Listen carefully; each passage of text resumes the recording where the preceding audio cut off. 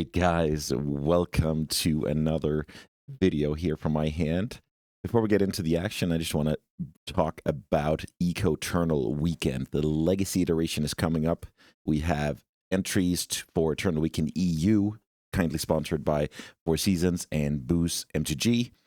We have paintings by Kai Sawatarix, and we have a ton of treasure chests, courtesy of yours truly.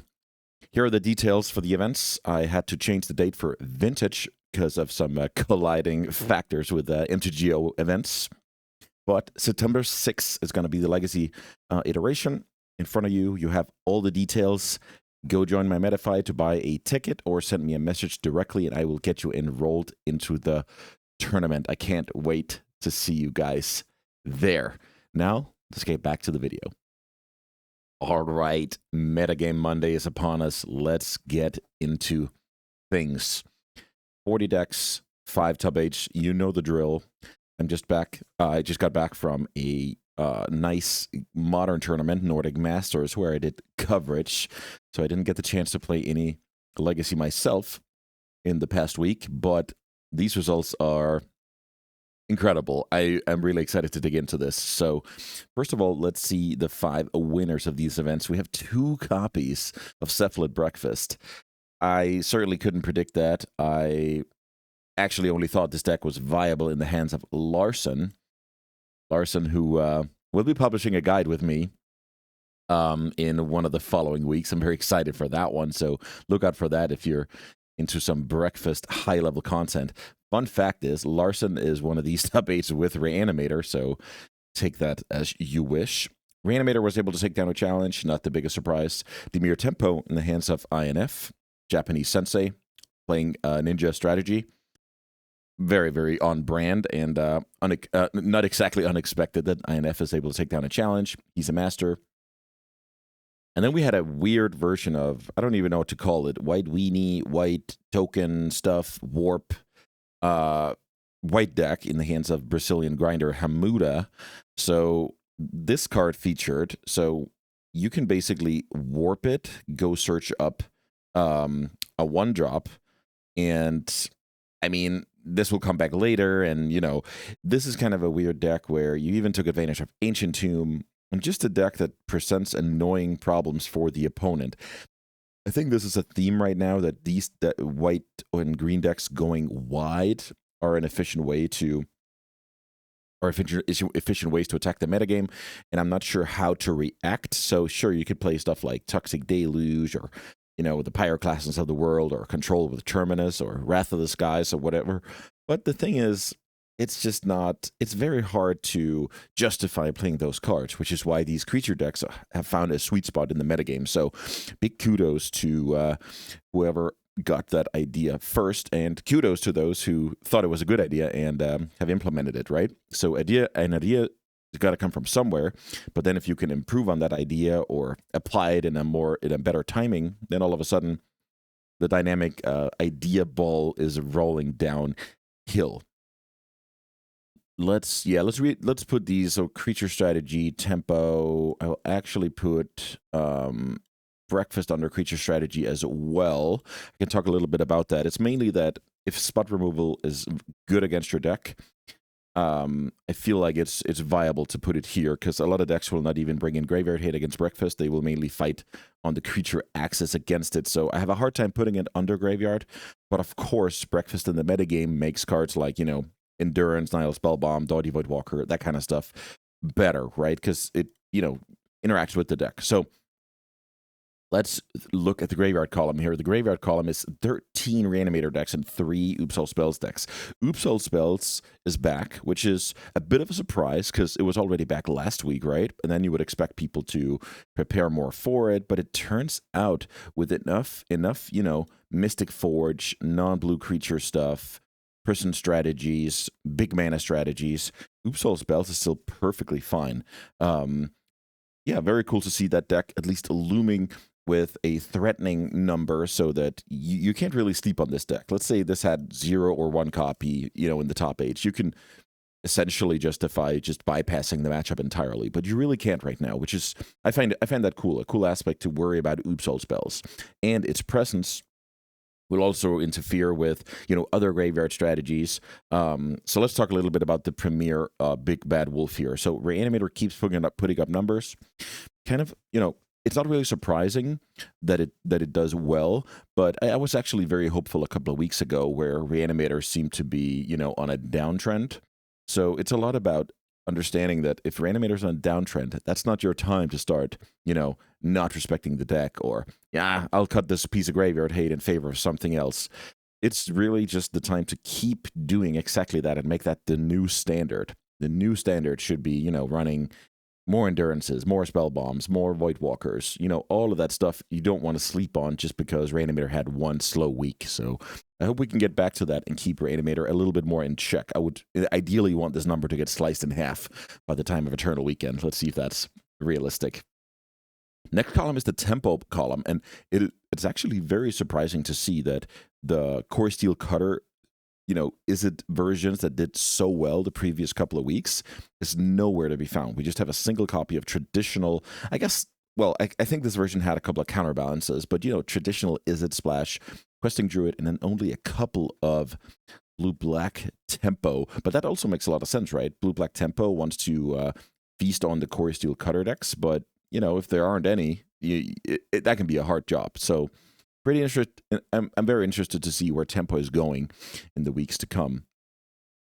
Mystic Forge, probably the deck of the week, relatively speaking. 6 copies in these top 8s. That is a huge number for a relatively niche deck, but it turns out more and more people have started to practice the deck, work on the deck. I see a few pilots who are pioneering, the choices in the flex slots of the deck, and just, yeah, I'm really excited to follow the development of this deck because I feel like in a vacuum it has so much potential, but the problem is it's always going to be relative to how the metagame reacts. So pack your consigned memories, pack your null rods, and don't keep bad hands on the draw. Single copy of Sneak Attack, I feel like that's kind of the average. When it's doing really well, it's like 2 or 3. Most weeks it's 0 or 1.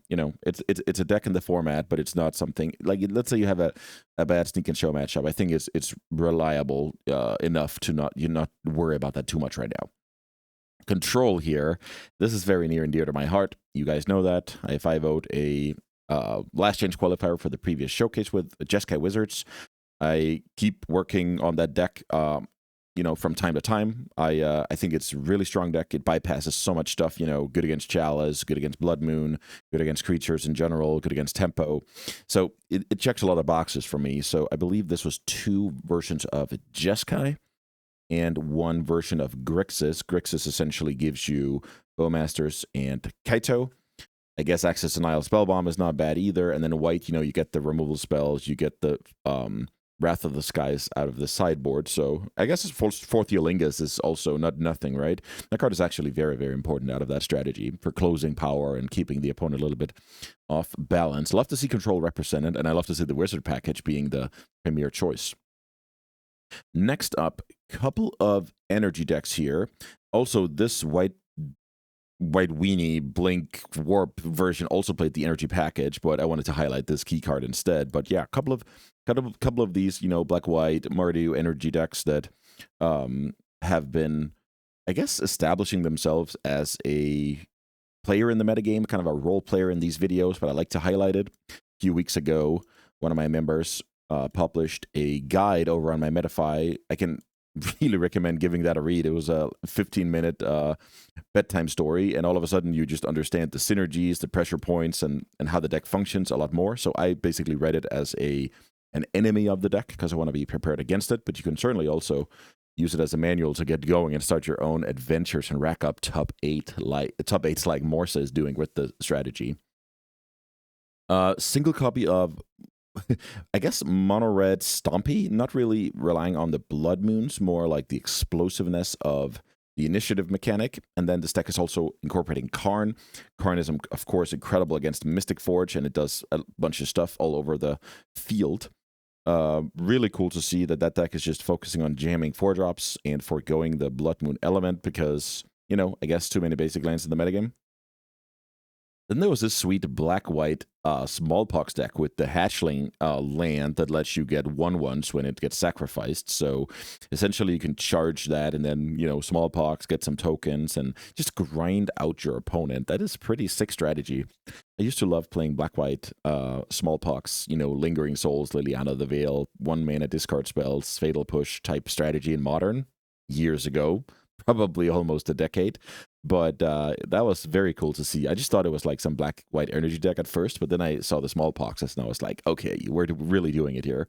That was really, really cool to see. Then we have a couple copies of Mono Red Prison. Mono Red Prison is kind of waiting for a deck like Eldrazi to get better. It's waiting for multicolor control decks to get better, because right now you don't get that much mileage out of your Blood Moon, and that is one of the success criteria for a deck like that. Is like, is Chalice of the Void on one good? Is Blood Moon good in the metagame? And if you can check those boxes, I'll play Mono Red Prison any day of the week if that's the case. Seems to be sometimes the case here. It's good against it's good against Nado strategies. Blood Moon is still very good against those. And then it kind of struggles against these, rock solid Dimir mana bases. Is it with the basic island? It's not all that against Mystic Forge when they have like Fleshraker and Monolith to power out mana. This control deck is filled with basic land. Sneak and Show doesn't care too much. And then when you go down the line, it's not really great against anything but the last deck I'm going to talk about and some Nado strategies. The last deck here is big mana 12 post. So this deck was actually, when I prepared for the showcase, I was like, okay, I feel like I could beat anybody except this deck in Death and Taxes.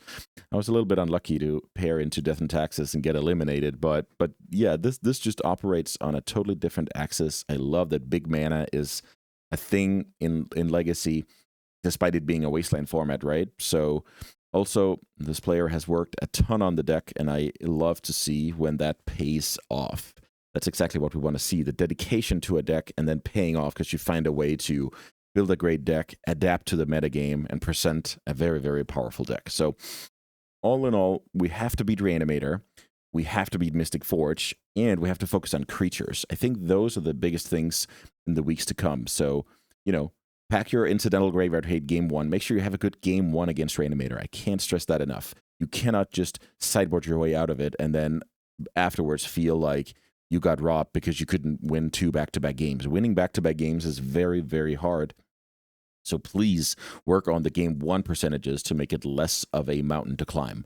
Mystic Forge, a deck that you need Wastelands, Force Negations, you need Consign to Memory, you need a deck that can just win fast, right? Because the defense out of the Mystic Forge deck is not all too impressive, even though Kozilek's Command and, Tezzeret for Tormod's Crypt and that kind of stuff, that's good against the graveyard, right? But it's not too good against, what do I know, Show and Tell, whatever. So have a little think about how you're positioned against Reanimator, Mystic Forge, and creatures. You can't just get run over by creatures either. So just understand with the Breakfast being such a popular deck in general, and now even putting up results, you can justify running more spot removal as usual. And there's a little bit of some cool dynamics there where you have to balance everything out, obviously. But that's where I'm going with my Legacy deck in the week to come. Those are some of the thoughts that I have, and I'm of course always curious to hear yours. So that does it for the analysis for Metagame Monday. One last thing before I let you go. I just want to mention that I'm hosting a giveaway that will end tomorrow, 3 p.m. Pacific. I have this awesome signed Andrea Mingucci jersey that I was able to collect a week ago, and I'm giving it out to Booksmart Barons. That's the $15 subscription that you need in order to be in the giveaway. That's also the one that unlocks all the premium content, the guest primers that you guys love. The latest one is from Newton on Cradle Control. And I have a bunch of cool ones in the pipeline. Sprouts on Lands, Larson on Breakfast, Harrain on Dreadnought, Eureka on Doomsday. I have just a lot of cool stuff. I'm going to keep the cool stuff coming. So yeah, go get yourself a Booksmart Baron membership. You can use the code ECO50 to save 50% on the first month. And then see if it's anything for you. Stick around if you like it, and cancel if you don't. That's how it works, right? It's a free world after all. Guys, that's going to do it for today's video. I'm happy to be back after covering Modern the whole weekend. It's very, very awesome to be back analyzing Legacy. I hope you guys have fun with the game, that you enjoyed the video as well, and I hope to see you back on the channel soon.